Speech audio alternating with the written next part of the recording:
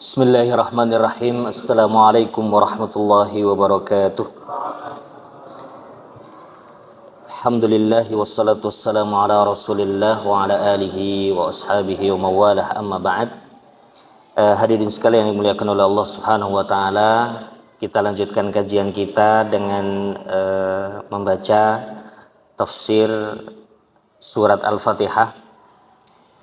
Rencananya kita akan runut membaca dari awal surat Al-Fatihah dan dilanjutkan Al-Baqarah dan seterusnya.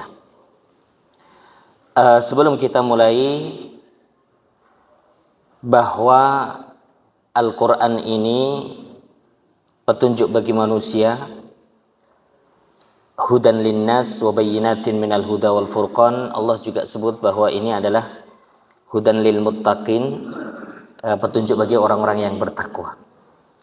Artinya bahwa kita manusia atau kita orang yang beriman bertakwa mestinya berusaha untuk mendapatkan hidayat, mendapatkan petunjuk-petunjuk dari Al-Quranul Karim. Ada di dalam literasi ilmu Al-Quran istilah tafsir, ada juga istilah tadabbur. Tafsir tentu memiliki aturan-aturan keilmuan, karena tidak pantas bagi kita untuk menafsirkan sesuatu tanpa sebuah dasar, baik itu Al-Quran maupun hadis atau juga keterangan para ulama bahasa misalnya, karena memang Al-Quran berbahasa Arab dan erat kaitannya dengan aturan-aturan bahasa Arab. Hadirin sekalian yang dimuliakan oleh Allah,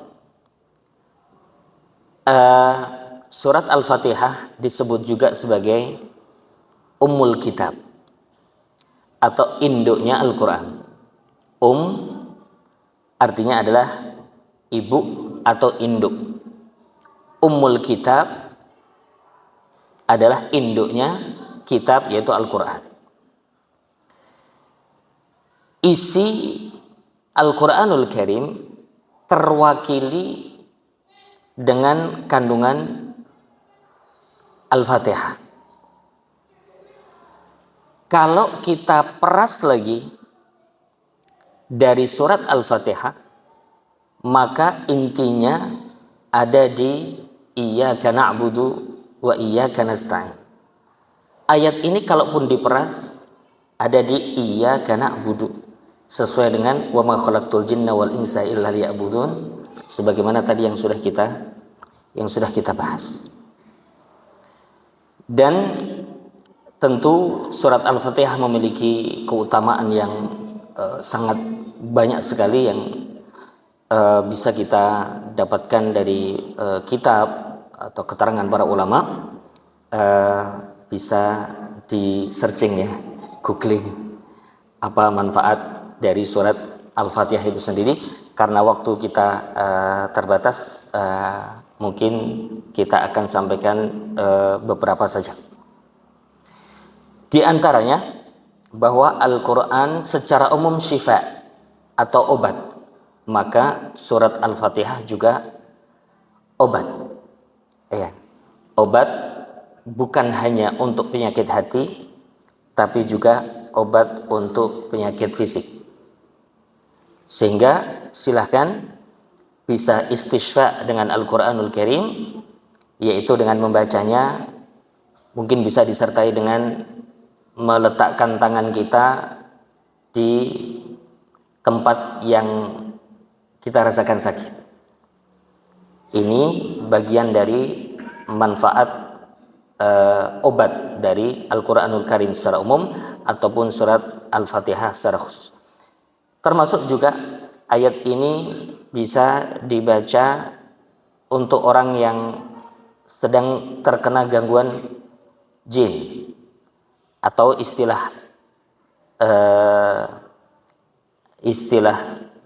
ini adalah ruqyah. Ya. Salah satu ayat yang kita baca saat meruqyah adalah surat Al-Fatihah, termasuk yang pernah dilakukan oleh Rasulullah SAW ketika mengobati sahabat radhiyallahu anhum ajmain. Iya, kita mulai, saya baca kemudian ditirukan terlebih dahulu. A'udzu billahi minasy syaithanir rajim. Ya.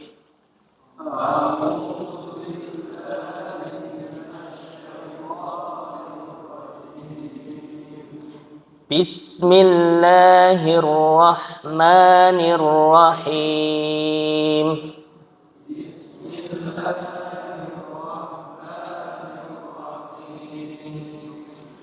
Alhamdulillahi rabbil alamin.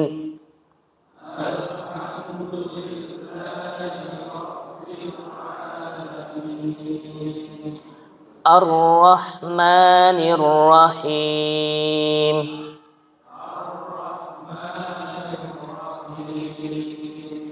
Maliki yaumiddin.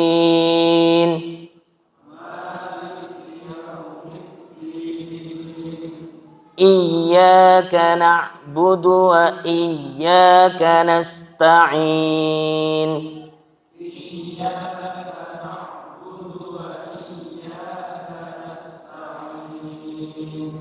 Ihdinas siratal mustaqim.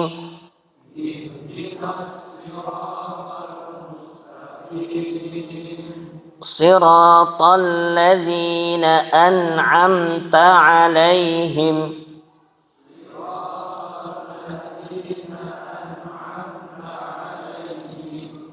Ghairil maghdubi 'alaihim waladdallin.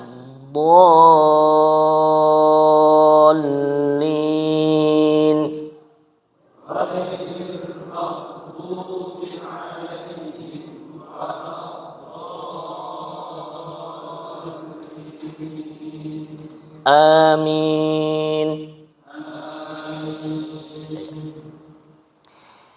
A'udzubillahi minasyaitonirrajim adalah salah satu sunnah kita sebelum membaca Al-Quran, ya, mengamalkan ayat Allah Subhanahu wa taala, wa idza qara'tal Qur'ana fasta'idz billahi minasyaitonirrajim. Jika engkau membaca Al-Quran maka memintalah perlindungan kepada Allah dari syaitan yang terkutuk. Surat Al-Fatihah dimulai dari Bismillahirrahmanirrahim menurut jumhur para ulama. Ada sebagian memulai Al-Fatihah dari Alhamdulillah, sehingga Bismillahirrahmanirrahim tidak termasuk ayat. Artinya ada khilaf di antara para ulama apakah Bismillahirrahmanirrahim termasuk ayat dari surat Al-Fatihah atau tidak. Ada perbedaan para ulama, meskipun menurut jumhur ulama, mayoritas ulama memasukkan basmalah Bismillahirrahmanirrahim termasuk bagian dari surat Al-Fatihah. Bismillahirrahmanirrahim dengan nama Allah, dengan ismi nama Allahi, Allah lafzul jalalah, Ar-Rahman yang maha pengasih, Ar-Rahim yang maha penyayang. Sedikit saya mengenalkan bahasa Arab, ya. Jadi sekaligus pelajaran bahasa Arab kita singgung sedikit-sedikit. Setidaknya ini bagian dari kita menggugurkan kewajiban belajar bahasa Arab. Ya, belajar bahasa Arab ini wajib nih. Karena kita sholat pakai bahasa Arab. Boleh sholat pakai bahasa Indonesia? Tidak boleh. Iya, sholat pakai bahasa Indonesia batal. Allah maha besar, batal. Iya, harus pakai bahasa Arab. Dan bahasa Arab sebenarnya adalah bahasa umat Islam. Iya, Allah Subhanahu wa taala sudah menyatakan dalam Al-Quran, wa ma arsalna min rasulin illa bilisani qaumih. Kami, kata Allah, tidak mengutus seorang rasul kecuali dengan bahasa kaumnya. Nabi diutus untuk seluruh umat manusia. Berarti bahasanya umat manusia ini adalah bahasa Arab. Maka setidaknya kita menggugurkan kewajiban. Kalau suatu saat nanti kita ketemu dengan Allah, kamu sudah belajar bahasa Arab belum? Sudah, di Masjid Mujahidin. Nah, ba'da Isya melalui kajian tafsir ini, gitu nggih. Kalimah di dalam bahasa Arab atau kata dalam bahasa kita itu ada 3 macam. Tidak banyak kok, 3 saja. Tidak 4, 3 saja. Yang pertama namanya isim, yang kedua fiil, yang ketiga huruf. Semua kata dalam Al-Quran tidak terlepas dari 3 ini. Saya ulangi, yang pertama isim. Apa yang pertama? Isim. Isim itu kata benda. Ya. Yang kedua fiil. Fiil itu kata kerja. Apa yang kedua? Fiil. Yang pertama apa tadi? Isim. Yang kedua fiil. Yang ketiga harf. Harf itu bahasa Indonesianya huruf. Cuma huruf atau harf di dalam bahasa Arab itu ada huruf mabani atau yang disebut huruf hijaiyah, alif, ba, ta, sa, jim, ha. Tapi harf yang dimaksud di macam kata ini adalah harf yang mungkin di bahasa Indonesianya kata sambung, kata depan, ya. Contoh dengan itu kalau secara bahasa Indonesia apa namanya? Kata depan, ya, dengan, kemudian dan. Kalau dan kata sambung, ya. Kemudian kata sambung. Ini kalau dalam bahasa Arab namanya harf. Saya ulangi sekali lagi. Kalimah, kita pakai istilah Arab saja langsung, ya. Kalimah atau kata. Kalimah itu ada 3 macam. Isim, fiil, harf. Isim, fiil, harf. Gampang tak? Ada berapa? 3. Apa saja? Isim, fiil, harf. Isim kata benda, fiil kata kerja, harf itu bisa kata sambung, bisa kata depan, dan yang semisalnya. Bi itu dengan. Bi dengan. Ini termasuk harf. Ismi nama, sama, dia termasuk isim. Isem termasuk isim, kata benda. Allahi lafzul jalalah juga isim, meskipun kita tidak sebut bahwa Allah kata benda. Tapi lafzul jalalah dia termasuk isim. Ar-Rahman Maha Penyayang juga isim, dia bukan kata kerja, dia juga bukan kata sambung. Ya, silahkan nanti diamati macam kata apa dari kata-kata dalam Al-Quran. Ar-Rahim Maha Penyayang juga termasuk isim. Berarti ada fi'il atau tidak di ayat yang pertama ini? Tidak ada fi'il, adanya haraf dan isim. Bi haraf dan setelahnya semuanya isim. Dengan menyebut nama Allah yang Maha Pengasih lagi Maha Penyayang. Hadirin sekalian dimuliakan oleh Allah, kalimat atau dalam bahasa Arabnya jumlah. Kalau tadi kan kata ada 3 macam.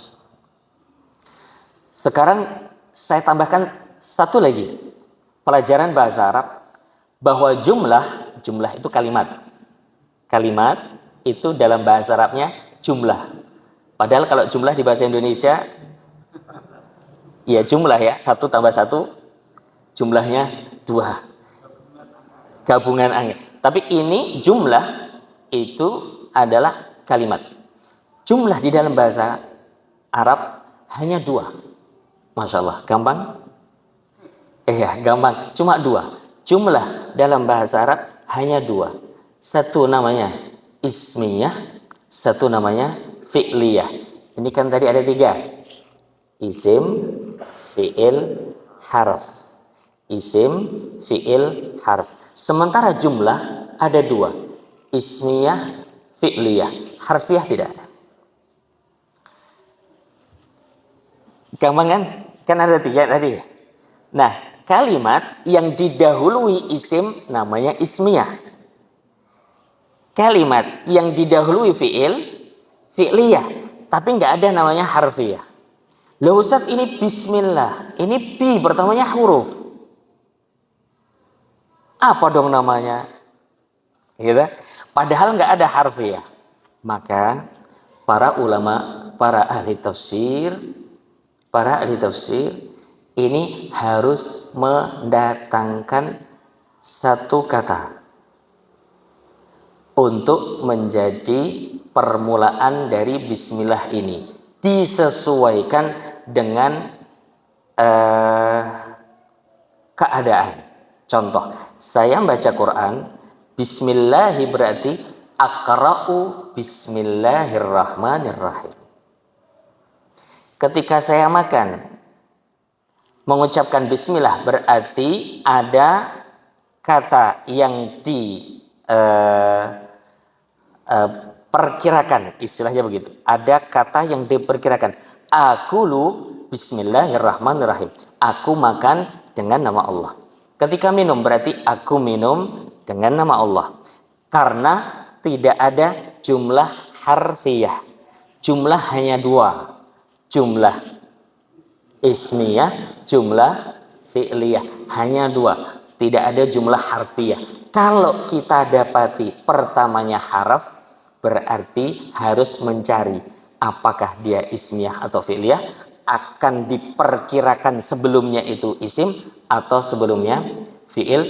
Untuk al-ba ini, untuk bismillahirrahmanirrahim, diperkirakan kata kerja yang sesuai dengan situasi dan kondisi. Sedang baca Quran berarti aqra'u bismillahirrahmanirrahim. Berarti jumlah apa? Fi'il. Gitu nggih. Masyaallah, pintar-pintar ini sekali. Iya. Dengan menyebut nama Allah yang Maha Pengasih lagi penyayang. Di sini Masya Allah kita diajak oleh Allah untuk bergantung dengan Allah Subhanahu wa Ta'ala. Dengan menyebut nama Allah. Karena memang Allah segalanya. Ketika kita bergantung kepada Allah yang maha segalanya, kita akan menjadi orang yang tenang. Karena bersandar dan pasrah. Bahkan melakukan segala sesuatu untuk Allah. Dengan Allah. Maka kalau untuk Allah mestinya bukan yang biasa-biasa saja. Kalau untuk Allah, maka semestinya jangan biasa-biasa saja. Kalau kita sambungkan dengan hewan kurban, mengapa di hewan kurban tidak boleh kita berkorban dengan hewan yang cacat? Mengapa? Karena korban untuk Allah. Jangan berikan yang cacat. Kalau itu di dalam kurban, maka bagaimana kita membawa spirit kurban itu dalam kehidupan kita sehari-hari? Kalau untuk Allah, jangan yang sekedarnya, jangan ngasal, jangan bahkan yang cacat. Maka termasuk di dalam kita membaca Al-Quran, memulai dengan bismillah, harapannya bahwa kita membaca Al-Qur'annya juga dengan sebaik mungkin, bukan sekedar.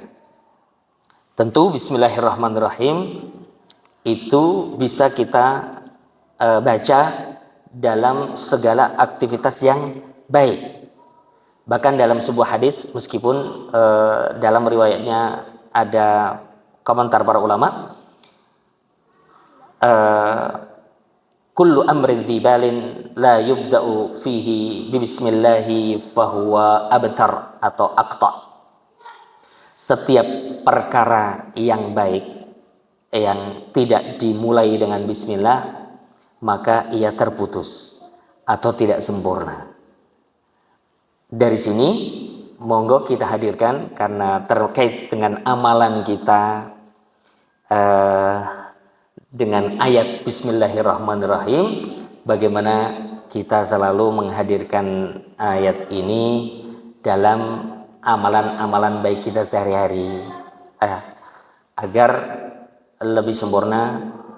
Kemudian harapannya bisa kita hadirkan nama Allah, dan kalau untuk Allah mestinya tidak ngasal, tidak sekedar. Selanjutnya Ar-Rahman. Ar-Rahman ini maha pengasih. Rahman, maha rahmannya Allah ini mencakup semua makhluk, baik yang muslim maupun yang kafir. Para ulama bahasa membedakan antara Rahman dan Rahim dari sisi jumlah huruf tambahan.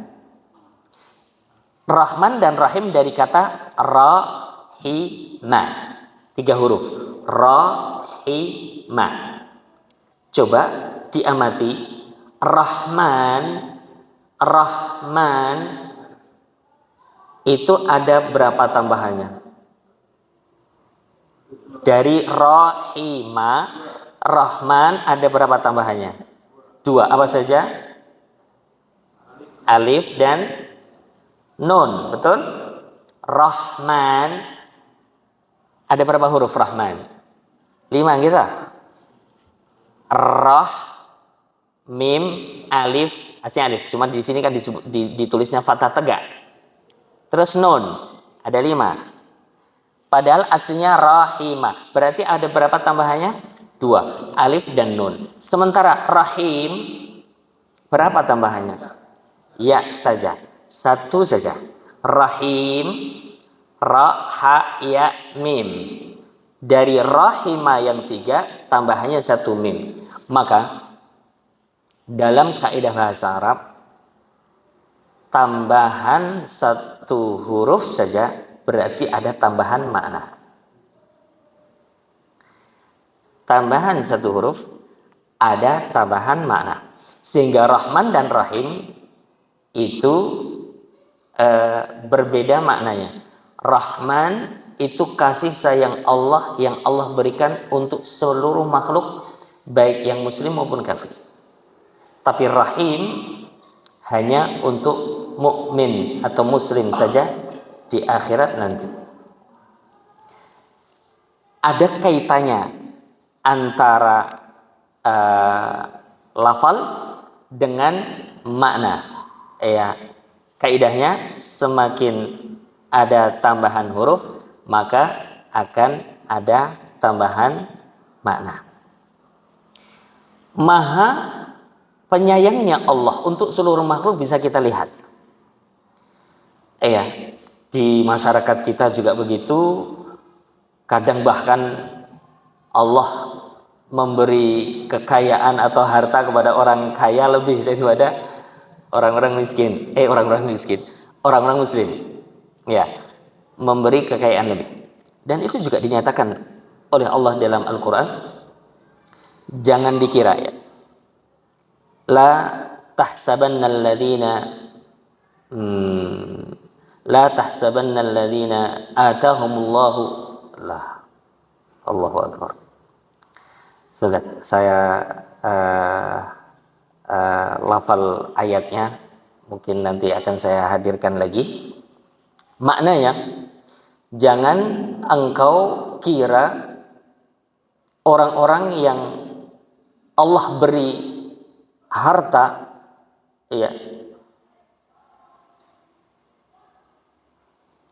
itu kebaikan bagi dia.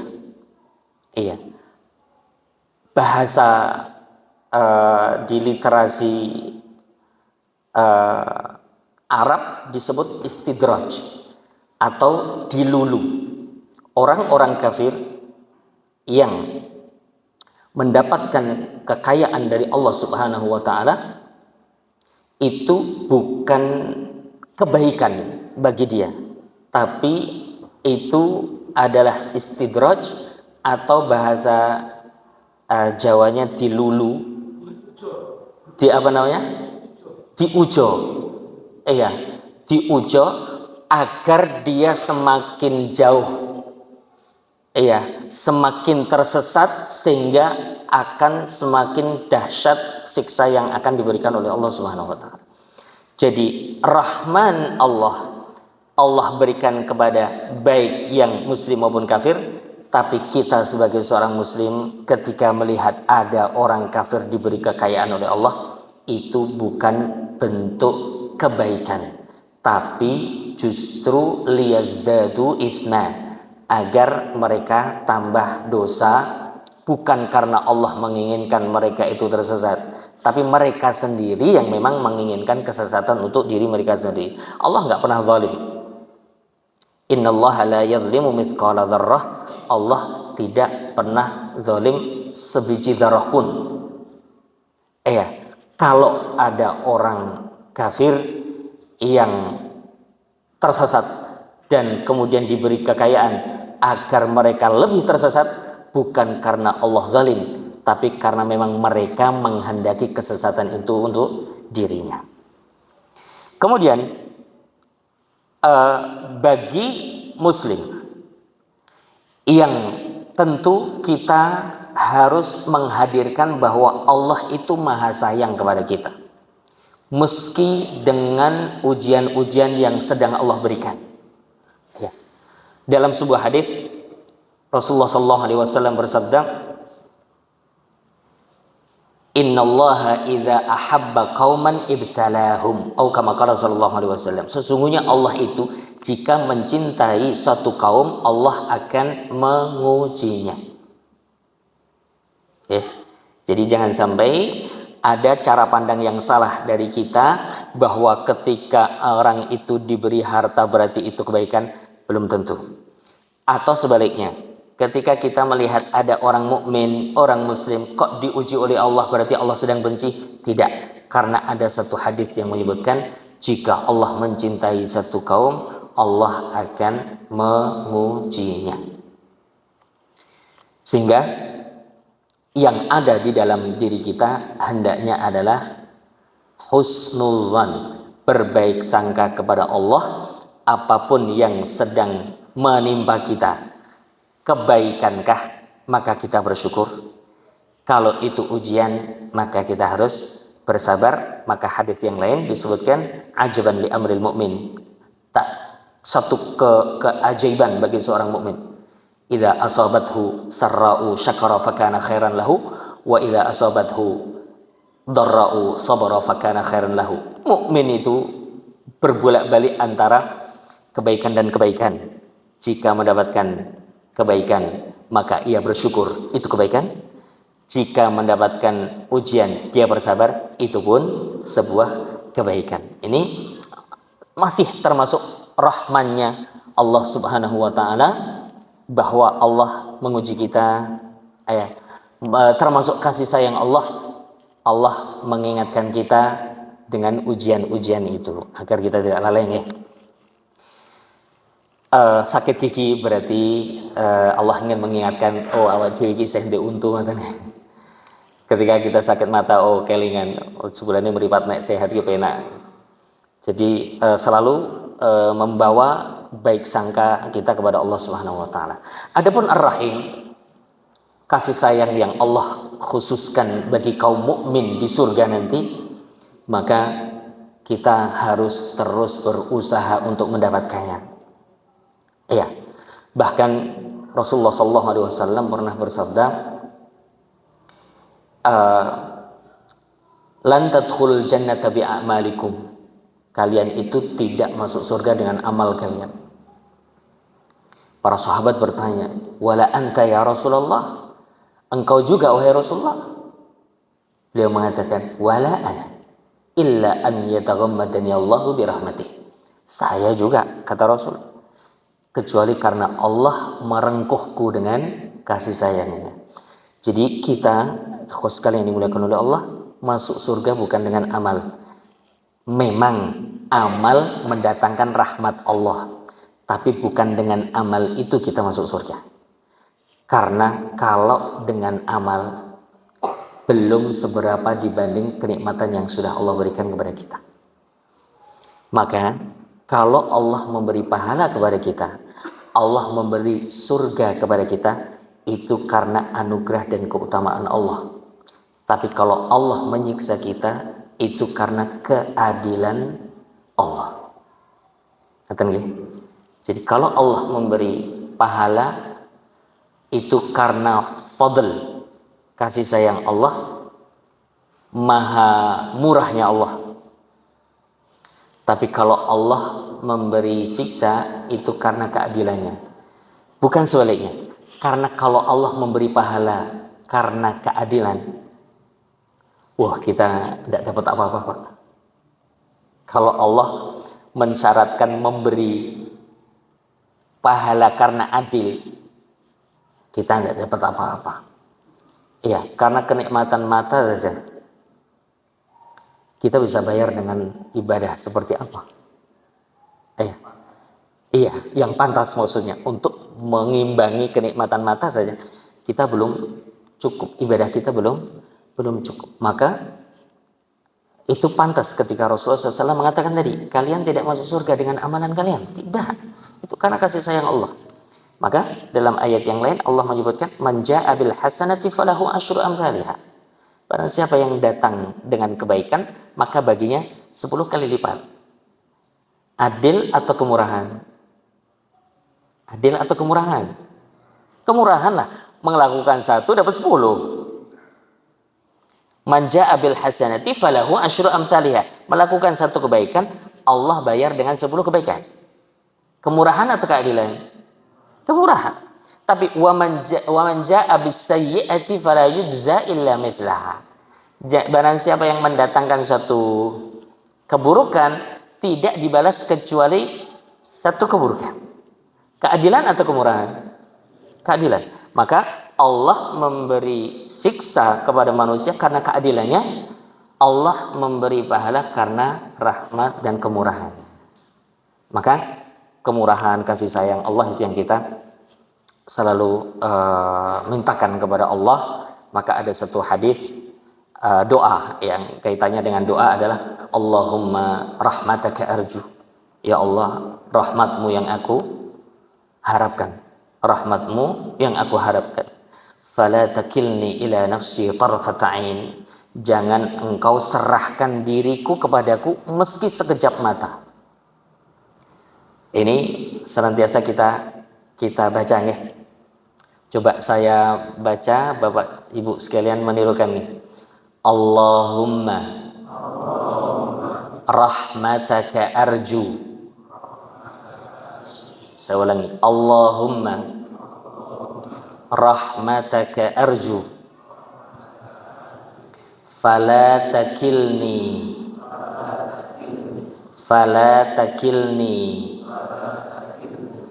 ila nafsi. Saya ulangi dari awal. Allahumma rahmataka arju. Fala takilni ila nafsi tarfata ainin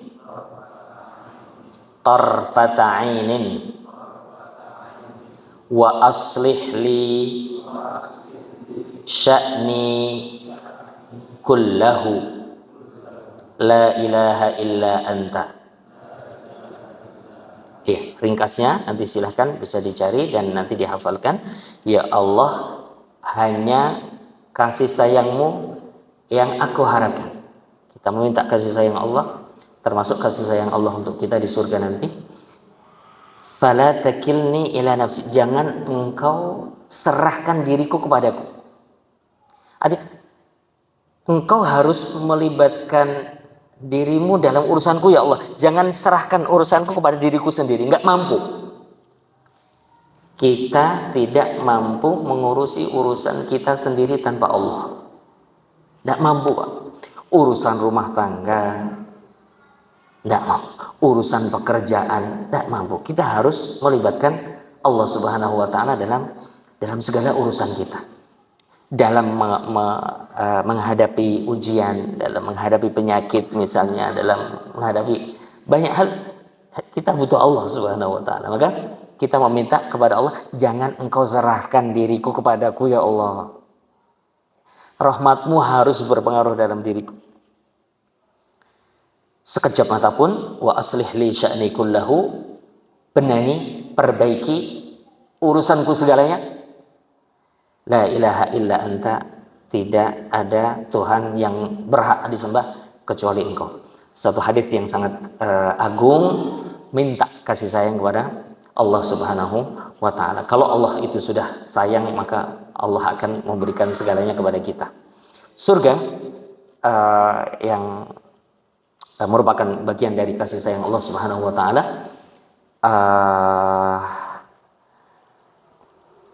kita dianjurkan oleh Rasulullah SAW untuk meminta surga yang tertinggi, yaitu surga Firdaus. Iya. Dalam sebuah sabda beliau mengatakan, jika engkau meminta, mintalah al-Firdaus al-a'la, Firdaus yang paling tinggi. Salah satu cara kita meminta surga Allah Subhanahu wa Ta'ala atau meminta surga Firdaus adalah dengan memperbanyak sujud. Pernah suatu ketika Rasulullah SAW berkata kepada salah seorang sahabatnya, mintalah, ya ibaratnya jalu tak dungake. Wah, ini sahabat ini pinter. Dungane Nabi mesti mustajab. Beliau mengatakan, as'aluka murafaqataka fil jannah. Aku minta bisa menemanimu di surga. Pinter ini. Sahabat ini pinter. Orang jaluk bojo, orang jaluk omah, orang jaluk mobil. Aku minta menemanimu di surga. Karena kalau menemani Nabi di surga, mesti surga yang terbaik kan? Tidak mungkin surganya Nabi surga yang paling bawah. Tidak mungkin, paling tinggi. Firdaus. Atapnya Arsyur Rahman. Atapnya arsy-Nya Allah. Awak keheranan. Bisa nggak selain itu? Enggak, tadi kan ditawari. Enggak, itu aja. Saya nggak minta yang lain. Masya Allah, pinter ini. Artinya tidak ada sama sekali materialisme dalam diri sahabat ini. Maka kemudian beliau mengatakan, fa'inni ala nafsika bikathratis sujud. Ya sudah, kalau begitu bantu aku, kata Nabi. Bantu saya dengan kamu memperbanyak sujud. Surga yang paling tinggi, untuk mendapatkannya dengan kita menyungkurkan jidat kita di tempat yang paling rendah. Dan itu tempat yang paling dekat kepada Allah kan? Dalam sebuah hadis disebutkan, apa tempat yang paling dekat kepada Allah? Saat kita sujud. Saat kita sujud itu adalah tempat yang paling dekat dengan Allah Subhanahu wa Ta'ala. Persis dengan hadis tadi, fa'inni ala nafsika bikathrati sujud. Ya sudah, kalau begitu bantu aku untuk permintaanmu tadi adalah dengan memperbanyak sujud. Nah, ini juga bagian dari tadabbur kata Ar-Rahim, bahwa kita mengharap kasih sayang Allah di akhirat nanti adalah dengan memperbanyak sujud, sehingga kelihatannya Bismillahirrahmanirrahim deh. Tapi kalau kita tadabburi, kemudian kita hadirkan amalan-amalan terkait Bismillahirrahmanirrahim dalam kehidupan kita, Masya Allah. Dan pasti di situ ada ketenangan. Ya, di dalam sujud itu ada ketenangan. Ya, Itu sudah janji Allah dan janji Rasulullah SAW, dan itu yang perlu kita hadirkan dalam kehidupan kita. Tentu di awal tadi saya sudah sampaikan bahwa ayat-ayat ini memuat hidayat, memuat petunjuk-petunjuk, sehingga bagaimana kita melewati satu ayat, dua ayat, kita mengamalkannya, dan itu yang dilakukan oleh para sahabat. Kami belajar 10 ayat, kita pahami maknanya, kita pahami amalnya, sehingga kemudian bisa kita hadirkan dalam kehidupan kita. Coba misalnya meskipun satu ayat setiap sebulan sekali, Masya Allah, sebulan sekali satu ayat ya, tapi satu ayatnya berpengaruh gitu loh. Artinya di satu bulan ke depan ini Masya Allah sudah banyak sujud gitu loh, maksud saya ya. Banyak sujud yang sudah bisa kita lakukan untuk mengharap rahmat Allah, mentadaburi kata Ar-Rahim tadi, kemudian mentadaburi kata Ar-Rahman tadi, bahwa ketika melihat orang kafir kok mendapatkan seakan zahirnya kasih sayang Allah, bukan, itu bukan kebaikan dari Allah, itu untuk menambah siksa untuk dia. Tapi ketika melihat diri kita atau ada orang mukmin yang lain diuji oleh Allah, ini adalah pintu kesabaran, bagian dari kasih sayang Allah, bagian dari cintanya Allah. Ini kan jadi tenang kita menghadapi hidup. Ya, itu yang dimaksud bahwa bagaimana Al-Quran itu berpengaruh dalam kehidupan kita. Ternyata sudah 8:30. Ya. Ini bagian dari tadabbur. Saya belum sampaikan tadi bahwa tadabbur memang lebih luas daripada tafsir. Kita bahkan antum juga, jenengan antum mungkin bahasa Arab ya, jenengan bisa mentadabburi Bismillahirrahmanirrahim ini di dalam kehidupan sehari-hari. Coba dipraktekkan bahwa setiap melakukan satu kebaikan dimulai dengan Bismillah, akan terasa bedanya dan terasa lebih bermakna. Monggo dicek kalau tidak percaya. Maksudnya nanti ada pengalaman-pengalaman pribadi terkait Bismillahirrahmanirrahim dalam kehidupan, dan itu bagian dari tadabbur, bukan tafsir. Bagian dari tadabbur yang itu bisa kita lakukan. Coba pakai Bismillah dan coba tanpa Bismillah. Enggak ya. Coba yang pakai saja ya, enggak.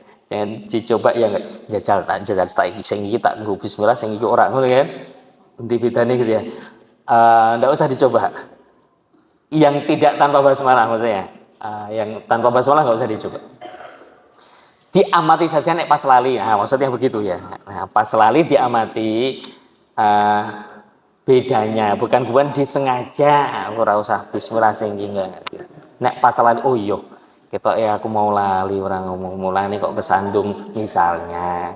Nah, itu bagian dari tadabbur, karena tidak menyebut nama Allah, karena tidak menyebut nama Allah. Wallahu ta'ala alam. Barangkali satu ayat ini yang kita kaji pada malam hari ini, meskipun yang kita baca tadi lengkap surat Al-Fatihah. Semoga bermanfaat. Atau ada yang mau menambah tadabburnya, monggo dari para jamaah. Oke, coba dibacakan. Betul? Iya, jazakallahu khairan, Mas. Ayat yang tadi saya lupa, ya, diingatkan oleh Mas Aslam. Wala yahsabanna alladhina kafaru annama numli lahum khairan li anfusihim. Jangan mengira, orang-orang kafir jangan mengira, wahai orang-orang kafir, bukan wahai ya. Hendaknya jangan mengira orang-orang kafir. Wala yahsabanna alladhina kafaru annama numli lahum khairan li anfusihim, bahwa apa yang kami berikan kepada mereka itu adalah kebaikan. Innama numli lahum, sesungguhnya kami beri harta dari kepada mereka, liyazdadu itsma, agar menambah dosa, walahum adzabun alim, dan bagi mereka azab yang pedih. Jadi real Allah sudah menyatakan itu. Ya. Betul, ibarat kata betul tak kasih duit, tak kasih harta, tapi itu bukan kebaikan bagi mereka. Tapi itu adalah sebuah cara untuk mereka menambah dosa, selanjutnya akan mendapatkan azab yang pedih. Jazakallah khairan Mas Aslam. Ada tambahan? Mohon. Cukup kiranya. Sudah lelah ya. Memang talabul ilmi begini ya. Jadi memang talabul ilmi itu berat. Ya, khususnya mas-mas ini ya. Yang berat bukan rindu, Mas. Siapa yang bilang bahwa rindu itu berat? Dilan katanya. Iya, anak-anak muda itu ada film Dilan katanya, kata Dilan, rindu itu berat. Kamu gak akan kuat, biar aku saja. Rayuan Gombal nih. Yang berat itu bukan rindu, Mas. Yang berat itu thalabul ilmi. Belajar itu memang berat, membutuhkan satu kekuatan, membutuhkan satu kesabaran. Meskipun di penghujung ya, di usia senja, mbah-mbah, masya Allah, barangkali ini menjadi hujah kita di hadapan Allah, menjadi alasan kita kepada Allah untuk meminta surga. Ya Allah, hamba sudah ngaji, hamba sudah berusaha untuk belajar, meskipun di usia senja, diajari nahwu, diajari kalimah, diajari jumlah, mungkin nggak paham, tapi saya sudah melakukan. Itu maksudnya menjadi hujah untuk meminta surganya Allah Subhanahu wa taala. Selantan ingkang saged kawula aturaken mugi wonten kina manfaatipun, ngapunten nih